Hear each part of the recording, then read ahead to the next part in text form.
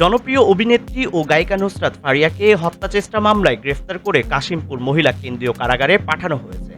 আজ সোমবার ১৯ মে দুপুর ২:৩০টার দিকে তাকে প্রিজন ভ্যানে করে গাজীপুরের কাশিমপুর মহিলা কারাগারে নেওয়া হয়। বিষয়টি নিশ্চিত করেছেন কারাগারের সিনিয়র সুপার কাওয়ালিন নাহার।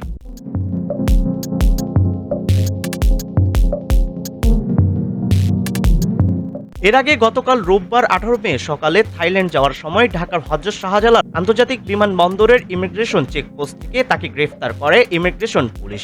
পরে তাকে ঢাকার ভাটারা থানার একটি হত্যাচেষ্টা মামলায় গ্রেফতার দেখানো হয়। বিষয়টি নিশ্চিত করেন থানার পরিদর্শক তদন্ত সুজন হক। পুলিশ জানায়, গত বছর রাজধানীতে বৈষম্য বিরোধী আন্দোলন চলাকালে সংঘটিত একটি ঘটনায় নুসরাত ফারিয়ার বিরুদ্ধে হত্যাচেষ্টার অভিযোগে মামলা দায়ের করা হয়। মামলার তদন্ত চলাকালে তার বিরুদ্ধে গ্রেফতারি পরোয়ানা জারি করে আদালত।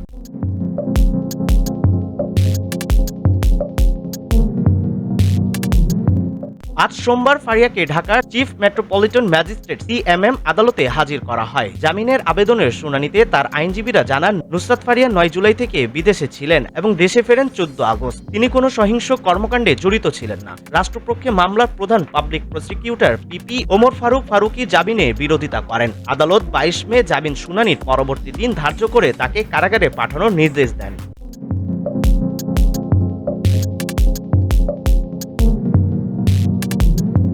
নুসরাত ফারিয়া ২০১৫ সালে যৌথ প্রযোজনার সিনেমার আশিকি দিয়ে চলচ্চিত্রে আত্মপ্রকাশ করেন। এরপর হিরো ৪২০, বাদশা, দ্য ডন, বস 2, ধ্যাত্তেরিকি সহ বেশ কয়েকটি আলোচিত ছবিতে অভিনয় করেন।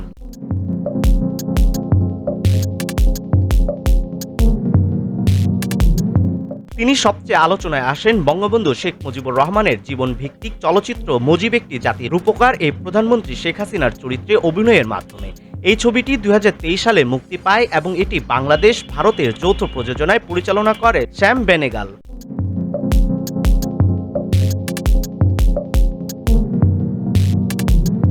চলচ্চিত্রের পাশাপাশি সঙ্গীতেও তিনি নিজেকে প্রতিষ্ঠিত করেন। ২০১৮ সালে পটাকা দিয়ে গায়িকা হিসেবে যাত্রা শুরু করেন। হাবিবি, আমি চাই থাকতে সহ আরো কয়েকটি গান প্রকাশ করেন, যেগুলো সোশ্যাল মিডিয়ায় বেশ জনপ্রিয়তা পায়।